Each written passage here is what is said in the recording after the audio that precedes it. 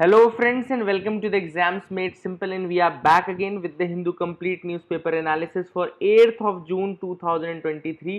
8 जून 2023 का the Hindu newspaper analysis देखेंगे। शुरू करते हैं सबसे पहले आज हम क्वेश्चंस के साथ। अच्छा, आप लोग से छोटी सी रिक्वेस्ट रहेगी कि please do like the video. Like करने में पता नहीं आप लोग क्यों इतना हिचकिचाते हैं कौन आपको मना कर रहा है, कौन घबरा रहे हैं आप लोग। तो please do like the video and जितना आप शेयर कर सकते हो उतना करिए फ्रॉम योर एंड। स्टार्ट करते हैं सबसे पहले सवालों के साथ। पहला सवाल आप देख पा रहे हैं, which of the following are close to direct democracy. Direct democracy के क्लोज इनमें से कौन सी चीजें हैं? पहला लिख रहा है decisions taken by the gram sabha. Second है decisions taken by the legislative assembly of a state. तीसरा कह रहा है decisions taken in the board of directors of a corporation. तो डायरेक्ट डेमोक्रेसी के लगभग क्लोज कौन कितने हैं इनमें से? Only one, only two, only three या none? This is question number 1। तो इसका जो करेक्ट आंसर है अगर आप देखें तो इसमें one only is the correct answer. केवल एक ही है जो कि डायरेक्ट डेमोक्रेसी से क्लोज है, क्योंकि डायरेक्ट डेमोक्रेसी का मतलब है जब लोग खुद फैसला करें, है ना कि किसी के ऊपर बेस्ड रहे वो चीज़। तो जब लोग खुद फैसला करेंगे तो ऐसा तो ग्राम सभा ही करती है, क्योंकि ग्राम सभा इज असेंबली ऑफ द जो पीपल है, वहाँ के लोग हैं वहाँ के, वो बेसिकली रहते हैं। तो that is a thing which is important. I hope you will remember that. तो इसका करेक्ट आंसर ये है। दूसरा है article 142 of the Indian constitution some time in news is related to. अब लिखा है A original jurisdiction of supreme court. दूसरा लिख रहा है measures, just wait a second, हाँ दूसरा लिख रहा है measures taken by the supreme court to do complete justice. तीसरा लिख रहा है appellate jurisdiction of the supreme court in appeals from high courts. या डी है conferment of the supreme court of powers to issue certain writs. बहुत ही आसान सवाल है, आप सबको पता है कि 142 के अंतर्गत सुप्रीम कोर्ट के पास पावर है कि वो डिक्री या लॉ बना सकता है in order to do complete justice. तो correct answer for this is B, measures taken by the supreme court to do complete justice. तो I hope you got clarity regarding that as well. आपको समझ में आ गया होगा। तीसरे सवाल की तरफ आते हैं। तीसरा सवाल है consider the following statements about double jeopardy. अब ये एक सवाल जो है डबल जियोपार्डी से रिलेटेड है। आपको बताना है कि इनमें से कितने स्टेटमेंट हैं जो डबल जियोपार्डी से कोरिलेट कर रहे हैं। पहला कह रहा है it means that no person shall be prosecuted and punished for the same offence more than once. दूसरा कह रहा है the constitution bars double punishment for the same offence. तीसरा कह रहा है a partial protection against double jeopardy is a fundamental right. How many of these statements are correct? One only, two only, all three and none? Now this is a very interesting question. The correct answer for this is all three, तीनों ही सही है। आपको हो सकता है लगे कि sir तीसरा क्वेश्चन क्यों सही है, क्योंकि तीसरा स्टेटमेंट क्योंकि इसमें लिखा है पार्शियल प्रोटेक्शन। तो बिल्कुल सही बात है, पार्शियल प्रोटेक्शन ही मिलती है आपको एज अ वो डबल जियोपार्डी। क्यों? क्योंकि आपको जो जुडिशियल पनिशमेंट है वो तो दो से ज़्यादा नहीं हो, एक से ज़्यादा नहीं मिल सकती आपको। लेकिन अगर आपको एडमिनिस्ट्रेटिव कोई पनिशमेंट मिलनी है, या कि सपोज करो कोई ऑफिस का वर्कर था, उसने कोई कांड किया, तो उसको एक सजा लॉ ने तो दी, दूसरा ऑफिस भी उसको दूसरी सजा देगा ना, क्योंकि उसको वहां से ऑफिस से निकाल देगा, टर्मिनेट करेगा, जो भी करेगा। तो इस तरीके से जो एडमिनिस्ट्रेटिव एक्शन आपके ऊपर लेंगे उनसे प्रोटेक्शन आपको नहीं मिलती है, इसलिए ये पार्शियल प्रोटेक्शन सही स्टेटमेंट रहेगा। तो I hope you got clarity regarding these questions. आगे मूव करते हैं न्यूज एनालिसिस पार्ट में। अब पहली जो न्यूज है वो है पैथोजन स्टॉर्म से रिलेटेड। किससे रिलेटेड है ये? पैथोजन स्टॉर्म से रिलेटेड है, और ये एक नई स्टडी हुई है ग्रेट अटलांटिक सरगासम बेल्ट में। आप सबको पता है कि जो नदर्न अटलांटिक बेल्ट है, नदर्न अटलांटिक बेल्ट है, वहां पे सारागासो सी बोलते हैं हम उसको, सारागासो। ये जो अलग अलग आपके ओशन करंट जाते हैं ना, यहाँ से, जैसे यहाँ पे आपका जाता है पहले नॉर्थ अटलांटिक ड्रिफ्ट जाता है ना, और इसके बाद आपका इधर साइड एक पूरा गायर बनता है, जैसे गायर which is formed there. And ये पूरा जो नॉर्थ अटलांटिक सी में सैरागासो सी है, इसका नाम सैरागासो क्यों पड़ा है? इसका नाम सैरागासो इसलिए पड़ा है क्योंकि जो यहाँ पे एक वीड है, सैरागासम नाम की वीड है, उस कारण से इसका नाम सैरागासो पड़ा है। एंड यहाँ पर एक नया स्टडी हुआ है जिसमें ये पता चला है कि यहाँ पे एक अटैक हो रहा है। Now there is attack of a bacteria that is clinging on to the surface, है ना। वो क्या कर रहा है? प्लास्टिक वेस्ट के सरफेस में जुड़ जा रहा है। कौन सा? एक बैक्टीरिया है जो कि प्लास्टिक वेस्ट के सरफेस में जुड़ जा रहा है, और फिर यहाँ पे सी वीड में बहुत ज्यादा एक सिग्निफिकेंट हेल्थ रिस्क क्रिएट कर रहा है, ठीक है ना। एंड इट्स पैथोजन स्टॉर्म, इसी को पैथोजन स्टॉर्म कहा जा रहा है। And that is the thing. Let me show you that also. एक बार मैं आपको दिखा दूं, यहाँ पे आप देख पा रहे हैं, दिस इज अटलांटिक ओशन, ये अटलांटिक है, ये नदर्न अटलांटिक पार्ट है, ये नॉर्थ अमेरिका है, ये आपका साउथ अमेरिका का टॉप पोर्शन है। ये यहाँ पे मैंने आपको बताया ना, यहाँ पे अलग अलग बेल्ट्स जाती हैं ओशन करेंट्स की, है ना। दिस इज योर सैरागासम बेल्ट, देखो यहाँ पे लिखा ग्रेट अटलांटिक सैरागासम बेल्ट, इसी को बोलते हैं। This is your great Atlantic sargassum belt, ठीक है ना। यहाँ पे करीबियन सी है, आप देख सकते हैं, ये अटलांटिक नदर्न अटलांटिक वाला पोर्शन है, और ये पूरा जो पार्ट है यहाँ पे आपका, यहाँ पे नॉर्थ अटलांटिक ड्रिफ्ट करंट जाता है। This is your north Atlantic drift current, कुछ इस तरीके से, ये वार्म ओशन करंट है, और बीच में ही इस पार्ट में आपका सैरागासो है, देखो यहाँ पे ग्रेट अटलांटिक सैरागासम बेल्ट बीच में ही है, ठीक है ना। तो इसी के ऊपर ये पैथोजन स्टॉर्म हुआ है, जो कि मैंने आपको बताया जिसके बारे में। एंड सैरागासम वहाँ पे वीड होती है, इस कारण से इसका नाम सैरागासम या सैरागासो पड़ा है, तो आप इसको याद रखिएगा। आई होप यू गॉट क्लैरिटी। अगला जो टॉपिक है बहुत इंपॉर्टेंट है, वो है काखोवका डैम। काखोवका डैम जो कि अभी न्यूज़ में था, क्योंकि ये अभी टूट गया है बिकॉज ऑफ द अटैक। अब किसके अटैक से टूटा है, रशिया के अटैक से कि यूक्रेन के अटैक से, ये कहना बड़ा मुश्किल है, लेकिन दोनों एक दूसरे को बोल रहे हैं कि आपके अटैक से टूटा है। तो काखोवका डैम आप याद रखिएगा, जैसे इस साल क्वेश्चन आया था ना यूपीएससी में, खेरसन और जैपोरिजिया पूछा था, तो काखोवका भी पूछ सकता है, कोई ऐसी बड़ी बात नहीं है, तो it's a very important thing, है ना। अब काखोवका डैम जो है वो सदर्न यूक्रेन में सिचुएटेड है, रिसेंटली कोलैप्स कर गया और बहुत ज़्यादा फ्लडिंग भी क्रिएट की इसने। ये डैम बिल्ट है यूक्रेन की नीप्रो रिवर पे, याद रखिएगा, डिनीप्रो लिखा हुआ रहता है लेकिन नीप्रो पढ़ते हैं, तो यूक्रेन की नीप्रो जो रिवर है वहाँ पे ये डैम बना हुआ है। नीप्रो रिवर का एक इंपॉर्टेंट फैक्ट याद रखिएगा कि it separates Ukraine into two parts, east और वेस्ट में यूक्रेन को सेपरेट करती है Dnipro river. The Dnipro river separates the Ukraine into east and the west part, and south की तरफ बहती है, connecting the capital Kyiv to the Black Sea. तो कीव जो कैपिटल है यूक्रेन की, उसको कनेक्ट करती है ब्लैक सी से Dnipro river. And it was, ये जो डैम है 1956 में बना था as a part of Kakhovka hydroelectric power plant. यहाँ पे काखोवका हाइड्रोइलेक्ट्रिक पावर प्लांट भी है, और उसी के कारण ये डैम बनाया गया था 1956 में, ठीक है ना। तो बहुत इंपॉर्टेंट था, और सबसे इंपॉर्टेंट चीज ये है कि इसका जो पानी है काखोवका डैम का, वो जाता है for the Zaporizhzhia nuclear power plant, वहां पे कूलेंट के रूप में काम करता है। तो जैपोरिजिया न्यूक्लियर प्लांट जो है, जो कि यूरोप का लार्जेस्ट है न्यूक्लियर पावर प्लांट, वहां पर इसका वाटर जाता था। तो अब ये इशू ये भी आ रहा है कि कहीं ऐसा ना हो कि इस कारण से कोई न्यूक्लियर डिजास्टर फ्यूचर में हो जाए, है ना। तो ये थोड़ा सा अपने नीचे मैप अपन देख लेते हैं काखोवका डैम का, जैसे कि आप देख पा रहे होंगे, this is your Dnipro river, this is the Dnipro river, ठीक है ना। और यहाँ पर आपका काखोवका dam, this is the काखोवका dam, and फिर ये खेरसन रीजन में आता है, ये पता ही है। ऊपर आपको देखो जैपोरिजिया न्यूक्लियर पावर प्लांट दिख रहा होगा, एंड ये है आपका काखोवका रिजर्वायर जो वहाँ पे है, बनाया गया है, that is the thing which is there. आप ये सारी चीजें याद रखिएगा, है ना, these are the things which are important. अभी ये रशिया के कंट्रोल में आ रहा था, ये रीजन अभी किसके कंट्रोल में आ रहा था, रशिया के कंट्रोल में, जहाँ पे अटैक हुआ है। अगली जो न्यूज है वो है नमस्ते स्कीम के रिगार्डिंग। नमस्ते स्कीम क्या है, national action for mechanised sanitation ecosystem. तो नमस्ते स्कीम आप याद रखिएगा, it is a scheme for mechanised sanitation ecosystem. Mechanised sanitation ecosystem के लिए स्कीम है, और ये सेंट्रल सेक्टर स्कीम है। सेंट्रल सेक्टर स्कीम मतलब 100% सेंटर की स्कीम है, for improving the living standards of the sanitation workers. तो जो सैनिटेशन वर्कर्स हैं अर्बन एरियाज के, sanitation workers of urban areas, उनका लिविंग स्टैंडर्ड बढ़ाने के लिए है। ये joint initiative ministry of social justice empowerment का और ministry of housing and urban affairs का, इसके अलावा ड्रिंकिंग वाटर डिपार्टमेंट भी जुड़ा हुआ है।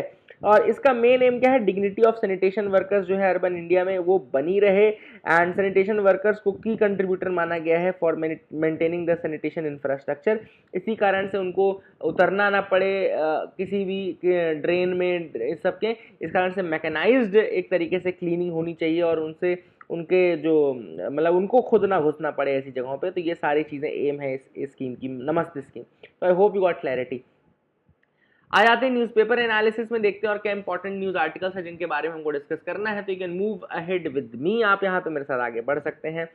यहाँ फ्रंट पेज में एक न्यूज़ आपको दिख रही है, government hikes kharif MSP, farmers are demanding more. तो याद रखिएगा, खरीफ की जो एमएसपी है वो गवर्नमेंट ने बढ़ा दी है।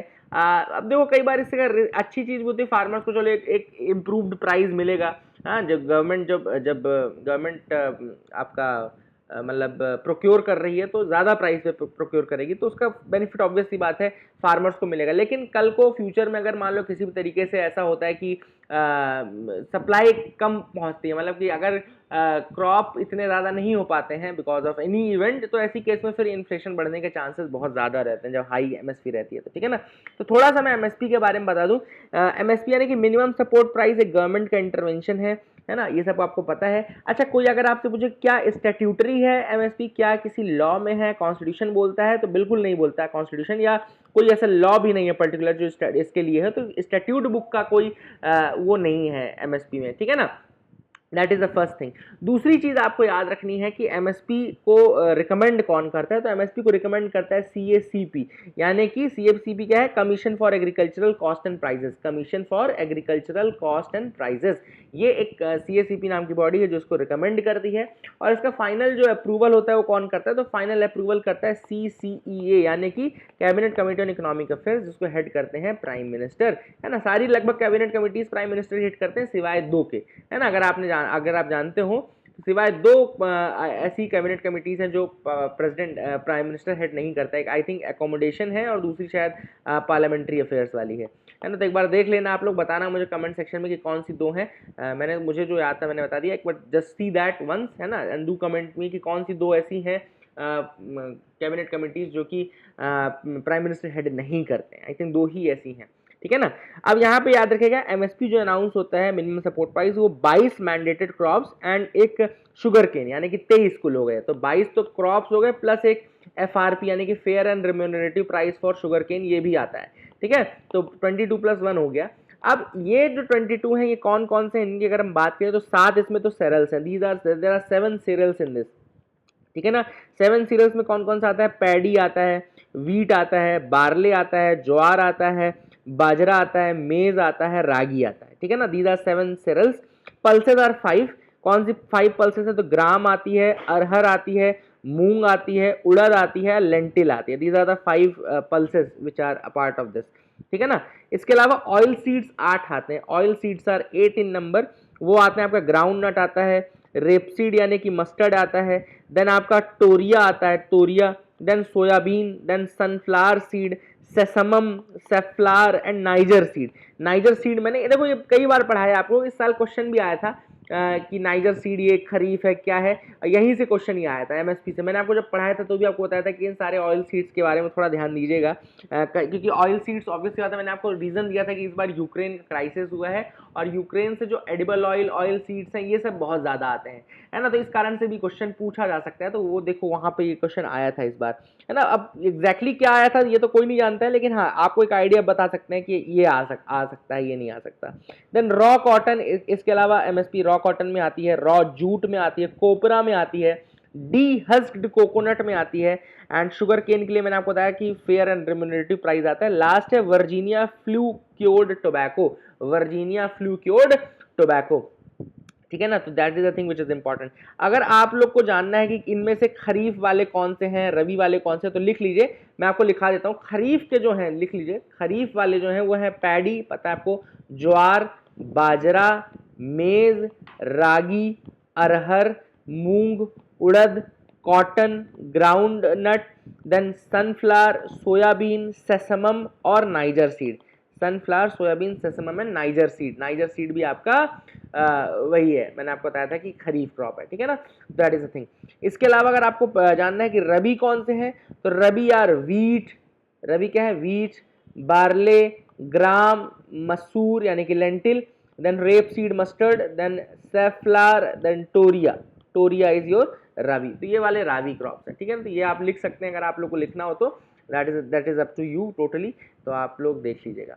आगे मूव करते हैं, देखते हैं और क्या इंपॉर्टेंट न्यूज आर्टिकल्स हैं जिनके बारे में हमको डिस्कस करना है। तो you can move ahead with me, आप यहाँ पे मेरे साथ आगे बढ़ सकते हैं। यहाँ तो ऐसी कोई खास न्यूज़ मुझे लगी नहीं थी, है ना। तो यहाँ पे ऐड आते हैं।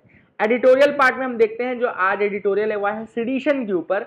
पीडीटी आचार्य का ये आर्टिकल है। पीडीटी आचार्य वैसे काफ़ी अच्छा आर्टिकल लिखते हैं। ये आर्टिकल जो लिखा गया है, उन्होंने लिखा है कि किस तरीके से इस बार जो लॉ कमीशन है उसने रिकमेंडेशन दिया है कि सेडिशन को न केवल रखा जाए बल्कि उसमें इनहैंस्ड पनिशमेंट दी जाए, है ना।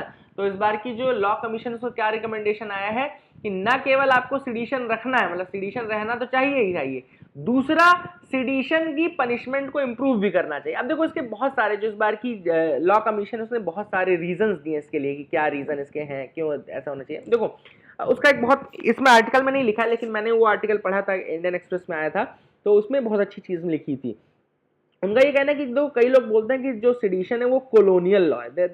सबसे बड़ा एक आर्ग्यूमेंट है वो उनका रहता है कि सेडिशन एक कॉलोनियल लॉ है। तो बट उनका लॉ कमीशन कहना है कि ऐसे तो फिर सारी चीजों को कॉलोनियल आप बोल सकते हैं। जो इंडिया का जुडिशरी सिस्टम है वो पूरा कॉलोनियल है।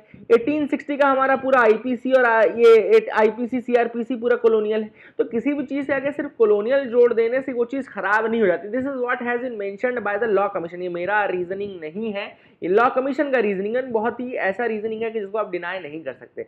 उनका ये कहना था ऐसे तो फिर सारी चीजें आप डिनाई कर दो, आप बोल दो कि हम जुडिशरी नहीं मानेंगे, हम ये पार्लियामेंट नहीं मानेंगे, हम ऐसी चीजें नहीं मानेंगे, है ना।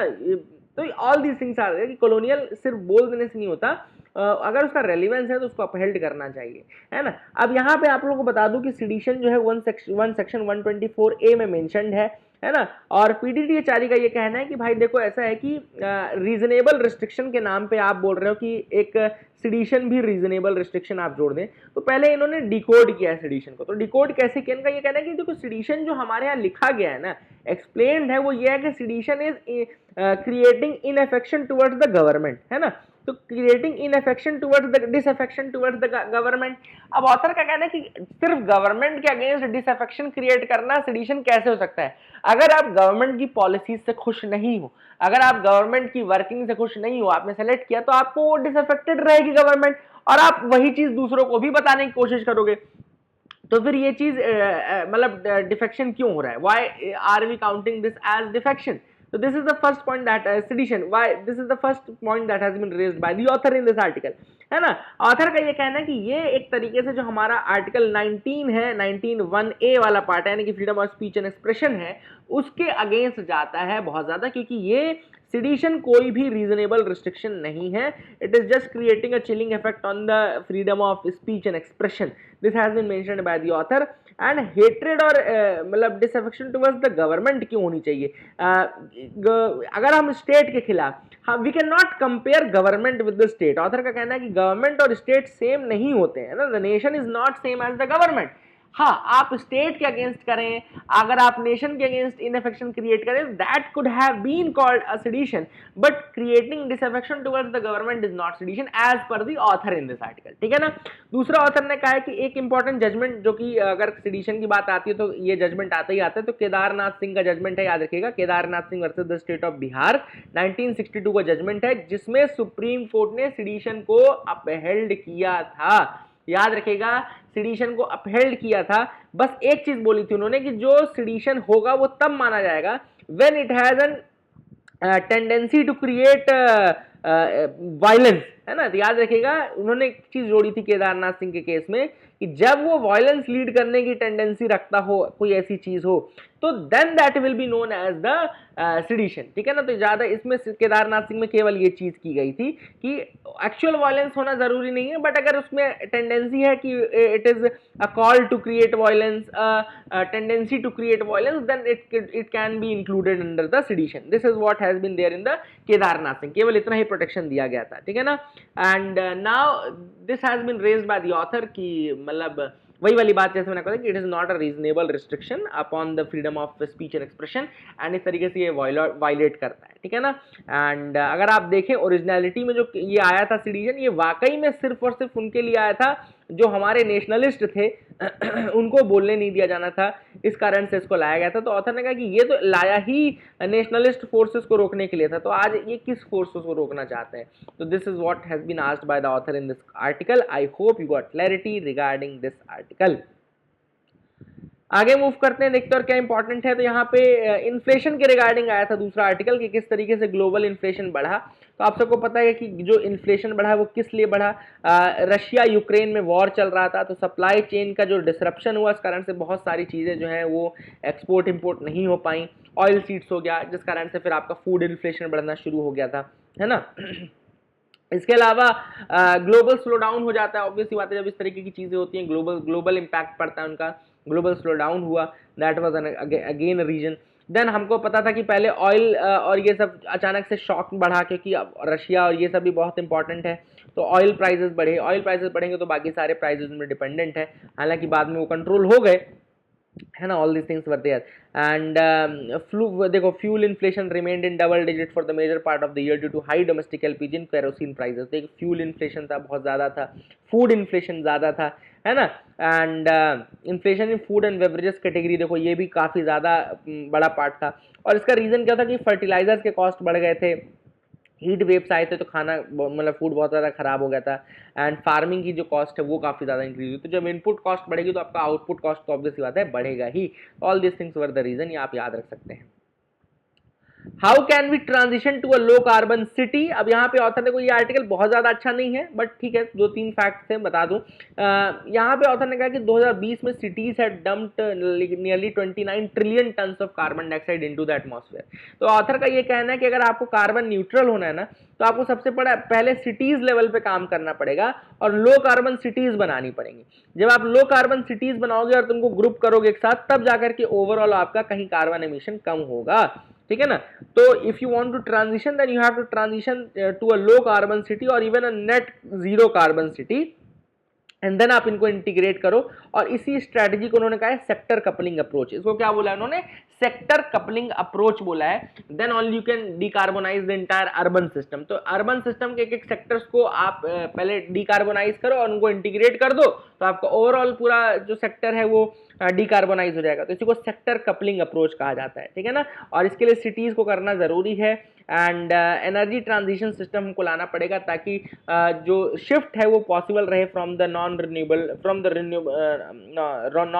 To renewable sources of energy, है ना। All this things have been mentioned by the author in this article. इसके अलावा उन्होंने कहा कि नई टेक्नोलॉजीज का यूज करो और इंप्लीमेंट करो कार्बन डाइऑक्साइड रिमूवल टेक्नोलॉजीज का, use the carbon dioxide removal technologies in the city, ठीक है। इसके अलावा उन्होंने ये भी कहा है कि हमको एक बैलेंस ये भी बनाना पड़ेगा, लेकिन कि कहीं ऐसा ना हो कि हम ऐसे सेक्टर्स को इम्पैक्ट कर दें जिसके ऊपर बहुत सारे लोगों का एम्प्लॉयमेंट जुड़ा हो, क्योंकि डेवलपिंग कंट्रीज में बहुत सारे लोग ऐसे हैं जो कि किसी न किसी फॉर्म में जुड़े रहते हैं किसी एक सेक्टर से, है ना। अब ऐसे में अगर आप वो सेक्टर ही आप खत्म कर दो just for the sake of renewable energy, तो हो सकता है बहुत सारे लोगों का लाइवलीहुड चला जाए। तो then you have to need to maintain a balance between the energy demand and energy security and how to decarbonize and how to go into some other sectors and all। तो ये यहाँ पे author ने जरूर बताया। अगला article है KFON के रिगार्डिंग। KFON क्या है, केरला ऑप्टिकल फाइबर नेटवर्क है, और केरला जो है that is the first state in the country जिसने ये कहा है कि internet would be a basic right in the state, internet would be a basic right in the state. Kerala is the first state to do so. KFON यानी कि Kerala optical fibre network, याद रखिएगा KFON is there, and ये केरला पहला state है जिसने कहा है कि हम एक मतलब we will provide internet as a basic right to everyone, है ना। इसी कारण उन्होंने KFON लॉन्च किया है, एंड यहाँ पे वो they will set up internet connectivity and provide free of cost to 20 lakh below poverty line families। 20 lakh से ज़्यादा below poverty line families को free of cost provide करेंगे। that is a big thing, that is a big push by Kerala। I hope you got clarity। India and US review export control regulations. तो यहाँ पे India US की एक meeting हुई जिसका इसको हम बोलते हैं IUSSTD। अगर आपसे पूछता है कोई IUSSTD क्या है, तो India US strategic trade dialogue है, India US strategic trade dialogue. तो अभी प्राइम मिनिस्टर जाने वाले हैं अमेरिका, जिसमें वो GE414 जेट इंजन की बात करेंगे, एंड इसके अलावा both governments will try to develop trade technologies such as semiconductors, space, telecom, quantum, AI, defense, biotech, others। तो इन सब फील्ड्स में पहले ही IUSSTD के माध्यम से हम बात कर रहे हैं ताकि इन फील्ड्स में हम फिर आगे डिस्कशन कर सकें। I hope you got clarity regarding this part as well. आगे मूव करते हैं। यहाँ ऐसी कोई न्यूज़ नहीं। काखोवका डैम के बारे में मैंने आपको ऑलरेडी बता दिया है, तो ये भी न्यूज़ हमने ऑलरेडी डिस्कस कर ली है। वर्ल्ड टेस्ट चैंपियनशिप का टेस्ट अगर आप नहीं देख रहे हैं तो ज़रूर देखिएगा। डू टेल मी कैसा आपको लग रहा है। इंडिया का बहुत पुअर परफॉर्मेंस था, अश्विन को क्यों नहीं खिलाया गया, बहुत सारे क्वेश्चन हैं, बट एनीवेज ठीक है। यहाँ पे in first scientist x-ray a single atom. अब यहाँ पे देखो क्या होता है, एक्सरे का एक यूज किया जा सकता है, वो भी मैं बता रहा हूँ बस आपको। एक्सरे का यूज किया जा सकता है to identify what type of material is this, है ना। एक्सरे का यूज किया जाता है to identify the type of material, ठीक है ना, ये लिख लो आप लोग। और अभी वही है कि साइंटिस्टों ने एक्सरे का यूज करके डिटरमाइन किया कि किस मटेरियल का वो एलिमेंट था, मतलब क्या था वो, ठीक है ना। एंड यहाँ पे याद रखेगा कि जब ये लोग एक्सरे का बॉम्बार्डमेंट करते हैं ना, तो कुछ फ्रीक्वेंसीज क्या होता है, उसको वो एब्जॉर्ब कर लेता है, कुछ फ्रीक्वेंसीज को जाने देता है। इसको, इस टेक्नोलॉजी को बोलते हैं synchrotron x-ray scanning tunnelling microscopy, SXSTM बोलते हैं, SXSTM यानी कि synchrotron x-ray scanning tunnelling microscopy बोलते हैं। एंड इसमें पहले आप एटम को हिट करते हैं एक्सरे फोटोन से, एंड जब वो एक्सरे फोटोन हिट करता है तो कुछ फोटॉन सर्टेन फ्रीक्वेंसी के एब्जॉर्ब हो जाते हैं, बाकी फिर वो पास कर देता है। तो जो फ्रीक्वेंसी के एब्जॉर्ब हो रहे हैं ना, उनका डिटर्मिनेशन करके कि कौन सा एब्जॉर्ब हो रहा है, उसके बेसिस पे पता लगाया जाता है कि कौन सा मटेरियल है। So I hope you got clarity regarding this technology as well. That is it for the day, friends. Keep loving us, keep sharing us. Thank you and have a nice day.